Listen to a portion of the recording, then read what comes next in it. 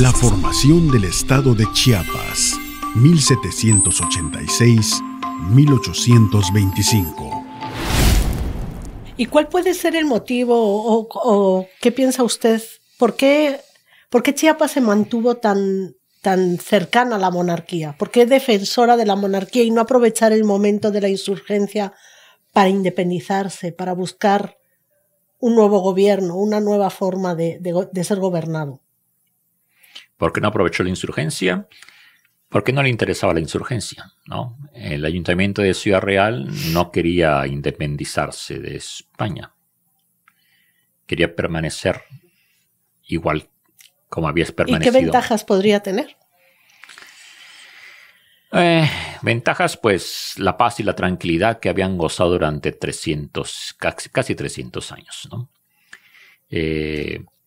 El hecho de no querer aventurarse a nuevas formas de gobierno, a la incertidumbre, al hecho de que es una provincia que carece de ejército, apenas hay milicias, y las milicias están hechas por los ciudadanos, ¿no? A quienes se les da armas para defender el territorio, pero no son un ejército formal. Entonces, ante una provincia que no sabe de ejércitos ni de guerras, la última guerra había sido la rebelión celtal de 1712, o sea, más de un siglo había pasado. Pero que quedaba en la memoria todavía de los habitantes. Quedaba en la memoria, sí. Entonces, el miedo siempre es a una confrontación, algo que venga de fuera, ¿no?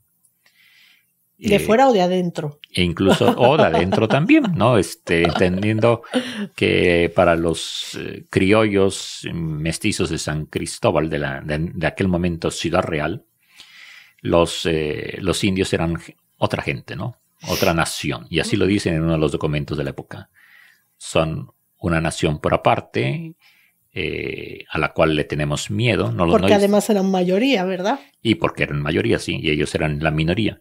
Entonces, sienten siempre el miedo de los otros, ¿no? De los que son diferentes a ellos y a los cuales no han tratado bien como para sentirse cómodos, ¿no?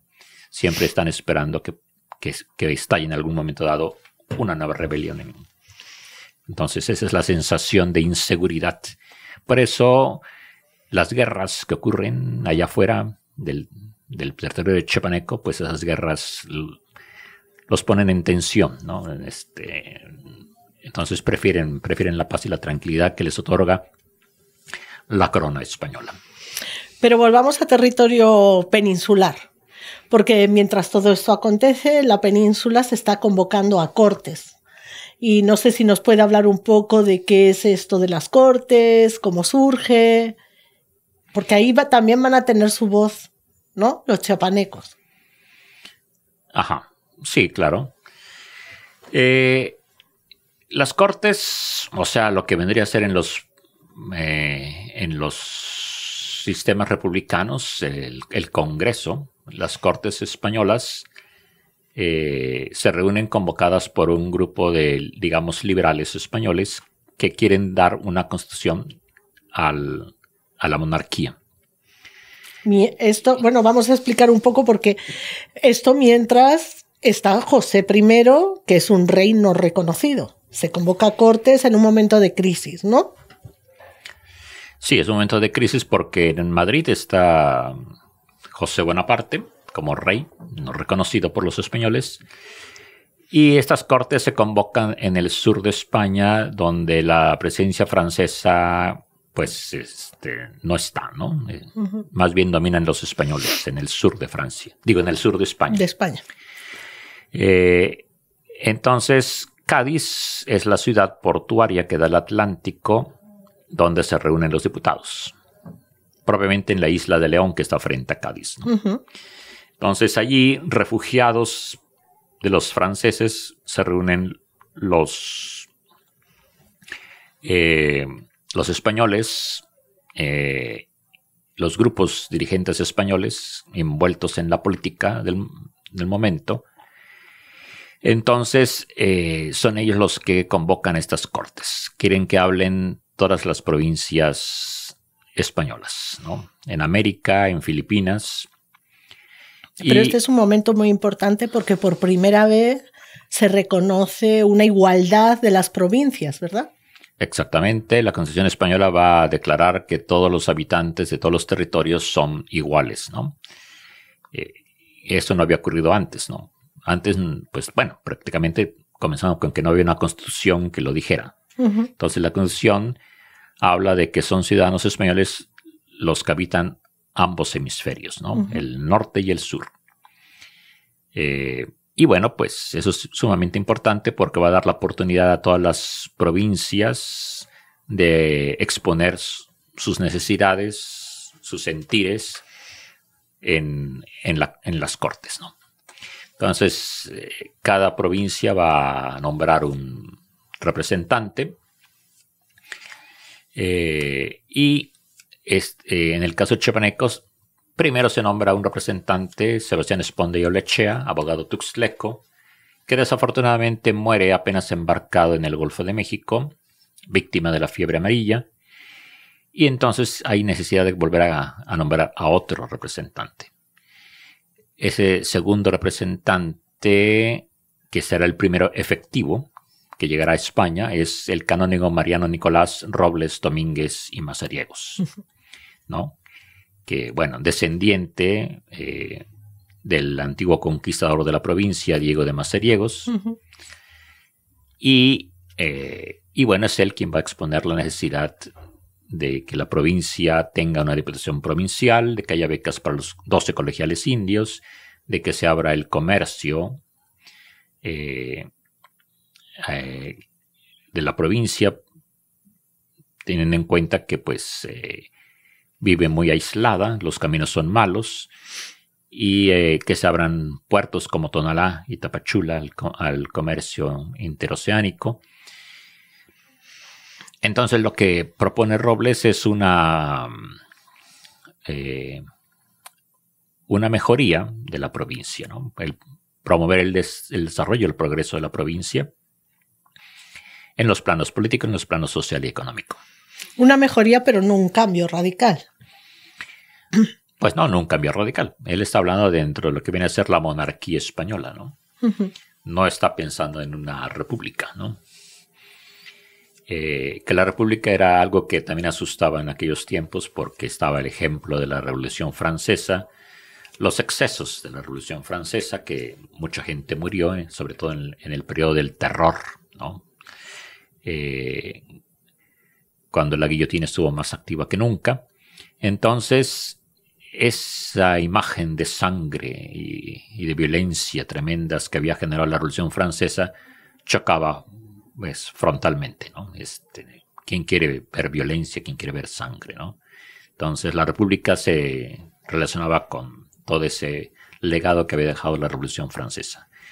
Frente a esa imagen de violencia generada por la Revolución Francesa que instauró la República, pues estaba la monarquía, que aparecía como más atractiva.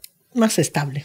Más estable. Era el sistema de gobierno que se había disfrutado durante 3 siglos y que encontraban como una opción segura.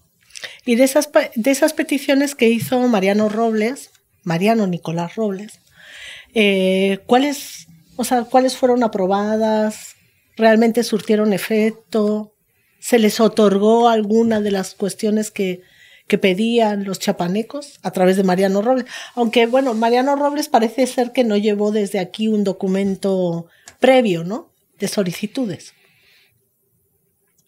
Pues a lo mejor no, pero a lo mejor sí. No lo sabemos. En todo caso, el documento de la memoria histórica que finalmente hemos tenido a la mano, que nos ha llegado, se imprimió en Cádiz en 1813, ¿no? Y bueno, pues ahí, pero se supone que primero lo dijo a viva voz. A viva voz, así debo entenderlo, no sé. Bueno, no, lo que pasa es que, bueno, por lo que yo sé, Mariano Robles mandó él imprimir ese texto, pero su discurso no fue el texto tal cual lo vemos, sino digamos que resumió el texto, que hubiera sido muy largo dar un discurso de esa magnitud, aunque no nos parezca súper extenso, pero sí es extenso, resumió de alguna manera en su discurso lo que ponía. Cuando llegó el día que tuvo que dar el discurso, repartió el impreso entre los diferentes miembros de las Cortes y el discurso que dio, como digo, es resumido, ¿no? Pero finalmente, quizá lo más importante es en este proceso, en estos momentos, si la provincia en sí fue oída y qué pudo obtener, ¿no? de estas peticiones que hizo Robles. Bueno, lo primero que consiguió fue bastante rápido, fue que Tuxtla, Tonalá, Tapachula y Palenque fueran nombradas villas, ¿no? Porque hasta ese momento eran pueblos. Y que Comitán fuera nombrada ciudad, que hasta ese momento era villa. Entonces es lo que consigue en octubre del mismo año de 1813. Es lo más rápido que consigue. La Diputación Provincial, ahí se ve interrumpida la gestión por obtener una Diputación Provincial que le independice la Diputación Provincial de Guatemala. Es una petición que queda un tanto interrumpida porque en 1814 regresa Fernando VII al trono español tras la derrota de Napoleón, pero pues a él no le gusta la Constitución expedida en Cádiz, que fue en marzo de 1812, y entonces la deroga, ¿no? Y se queda como soberano absoluto. Y así será hasta principios de 1820, cuando finalmente va a haber una rebelión por parte de un militar español, Rafael de Riego, y va a conseguir reinstaurar la Constitución de Cádiz. Entonces ahí se da un nuevo periodo de las Cortes españolas, un nuevo periodo constitucional, y es bajo este periodo constitucional que se consigue la Diputación Provincial para Chiapas en mayo de 1821. Que podríamos decir que es el primer pasito hacia la separación de Guatemala, ¿o no? Pues sí, finalmente Chiapas obtiene su Diputación Provincial.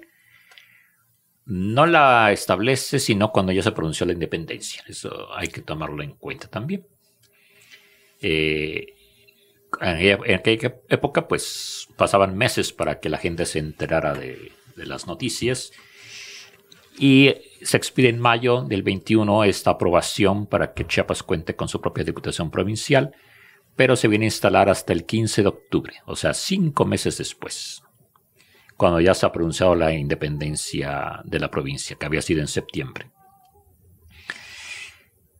Hay un sentimiento ya autonomista en Chiapas para septiembre de 1821, porque hay que tomar en cuenta lo que pasa con el movimiento de Agustín de Iturbide, ¿no? El Plan de Iguala. Uh-huh. Entonces, el Plan de Iguala que proponía una monarquía que podría estar bajo la égida de Fernando VII o de algún otro soberano que se pudiera nombrar, era, digamos, una propuesta que a los chiapanecos les gustó desde un principio. Y eso hizo que se adhirieran al plan de Iturbide.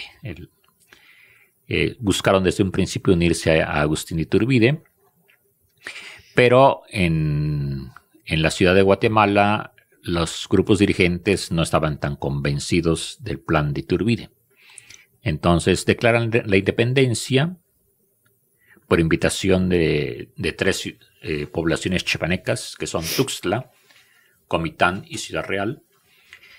Proponen la independencia, se hace la independencia, la declaratoria, pero no se adhieren al plan de Iguala. Esto disgusta en Chiapas, entonces se ve a partir de ese momento a Guatemala como una amenaza, ¿no?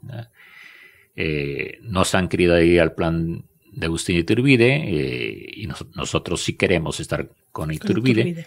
Entonces se piensa en defender a la provincia de un posible ataque de Guatemala y se le pide a Iturbide que mande, digamos, tropas, armamento para defender a la provincia. Entonces ahí se da un primer acercamiento a México y a Iturbide. Y 3 días después de haberse instalado la Diputación Provincial, el licenciado Francisco Antonio Guillén, que era también sacerdote, va a pronunciar un discurso diciendo que hay que apurar la unión de Chiapas a México porque Guatemala está allí, amenazante. Y es así como se nombra un diputado, digamos, bueno, no es diputado exactamente, es un representante ante el gobierno mexicano para que gestione la unión de Chiapas a México. Y este representante es el presbítero Pedro José Solórzano, cura de Huistán, que viaja a la Ciudad de México y bueno, esto hacia finales de noviembre llega y logra para enero que la provincia quede unida al Imperio de Iturbide, ¿no? La regencia del Imperio Mexicano expide esta declaratoria de incorporación de Chiapas al Imperio Mexicano el 16 de enero de 1822 y de esta manera queda Chiapas unida a México. Es la primera unión. Después vendrá la segunda en el 24. Esta primera unión va a durar hasta marzo del 23, cuando Iturbide abdica el trono y entonces se genera una incertidumbre. ¿Seguimos todavía unidos a México o más bien hemos quedado libres porque nos unimos al Imperio Mexicano? Pero como el Imperio Mexicano ya no existe, como que ya no estamos dentro del Imperio, ¿no? Entonces estamos en libertad de escoger el gobierno. Se pasa una votación, pero los representantes de los partidos, como se les llama a los distritos, digamos, en la actualidad, están en desacuerdo. En desacuerdo, digamos, no están en completa unidad. Hay 10 representantes, cuando en realidad son 12, y esos 10 son los que hacen la votación. La votación arroja un empate. 5 a favor de la permanencia de la unión con México y 5 a favor de la independencia, ¿no? Entonces se generan más dudas, ¿no? ¿Y ahora qué? ¿Esperamos a los 2 representantes que todavía hacen falta? ¿Pero porque no fueron nombrados o evitaron llegar o no fueron invitados? Yo creo que fueron invitados, pero por alguna razón se atrasaron y no llegaron a tiempo. Ya. El caso es que ahí hay discrepancias, ¿no? Entonces el representante de Tuxtla, Joaquín Miguel Gutiérrez, y el comitán Ignacio Ruiz, me parece, dicen que no hay que esperar a los que todavía faltan, ¿no? Que hay que hacer algo más allá de. Y es así como se forma una Junta Suprema Gubernativa que se va a encargar de decidir el punto de la agregación de Chiapas a México. Y una vez resuelto el dilema de la pertenencia, esta Junta Suprema desaparece, ¿no? Esa es, digamos, la condición. El plan. El plan que da lugar a... que se implementa a partir de la reunión, de la formación de esta Junta Suprema Gubernativa Provincial. Y bueno, ya nos hemos ido más adelante, pero me gustaría regresar un poco. Si tuviera usted que hacer un balance del papel de los diputados en las Cortes de Cádiz, ¿cuál sería? O sea, ¿cuál es el papel destacado que tienen? Hubo un segundo diputado, ¿no? De Fernando Antonio Dávila, creo que era. Antonio Fernando, no recuerdo muy bien el nombre. Fernando Antonio Dávila, que tenía otro tipo de propuestas diferentes a las de Robles y que también era una persona diferente a Robles. Y si tuviera que hacer un balance de este papel que desempeñaron los diputados con respecto a cómo se van a desarrollar los acontecimientos posteriormente, ¿cuál sería? ¿Qué papel importante desempeñaron estas personas que fueron a representar a la provincia? ¿Y cómo Chiapas aprovechó ese espacio para ir encaminándose quizá a esta independencia? O quizá todavía no lo tenían en mente. ¿Qué piensa usted al respecto? El papel de Fernando Antonio Dávila, bueno, Dávila fue 2 veces diputado a las Cortes. Sucede a Mariano Robles en 1814 en el momento en que ocurre, digamos, la ruptura con la reaparición en el escenario de Fernando VII, que abroga la Constitución de Cádiz. Entonces, pero Mariano Robles, cuando llega, digamos, Dávila, todavía Robles está en la península, no ha regresado. Entonces, como en un rato, digamos,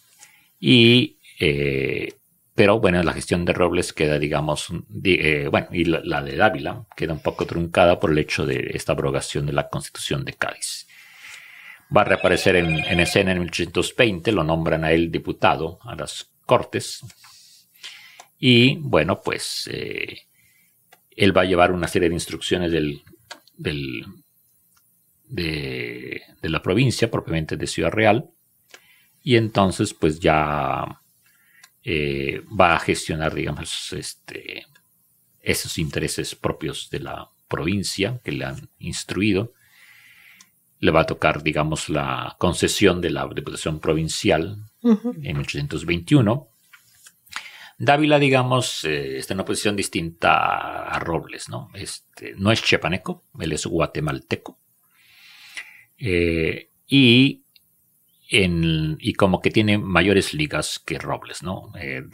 Porque tiene ligas incluso con las Islas Canarias, ¿no?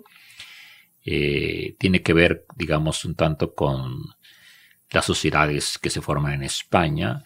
Para este momento tendríamos que tomar en cuenta también la Sociedad Económica de Amigos del País de Chiapa, en donde están Robles, está Dávila, y está el propio Fray Matías de Córdoba, y bueno, militares, clérigos y demás, ¿no? De la provincia. Y Robles es, digamos, pues, un chiapaneco educado en Guatemala. Y Dávila es un guatemalteco que logra, digamos, enraizar un tanto. Más meritocrático, ¿no? Más meritocrático, pues a lo mejor busca estar relacionado más con los círculos sociales españoles. Y en ese sentido, su proyección va más allá, ¿no? Busca ese contacto más allá de su propio terruño originario, ¿no? Pues yo creo que queda bastante claro, nos ha hecho una exposición precisa de los acontecimientos. Claro, estos acontecimientos que darían para muchas charlas y que pues de alguna manera tenemos que escoger, ¿no? Las temáticas, pero queremos agradecerle al doctor Sergio Nicolás Gutiérrez que nos acompañará hoy. Esperamos que su intervención aclare algunos puntos de los temas que van a poder ver en la exposición que se inaugura el día 12 de septiembre sobre esta construcción del Estado chiapaneco, y pues esperamos verle pronto en otra ocasión. Muy bien, pues muchas gracias por la invitación a estar aquí y por el gusto de estar aquí en esta entrevista en Radio Nicach. Pues muchas gracias, que estén muy bien y hasta luego. Hasta luego. Gracias. La formación del Estado de Chiapas, 1786-1825.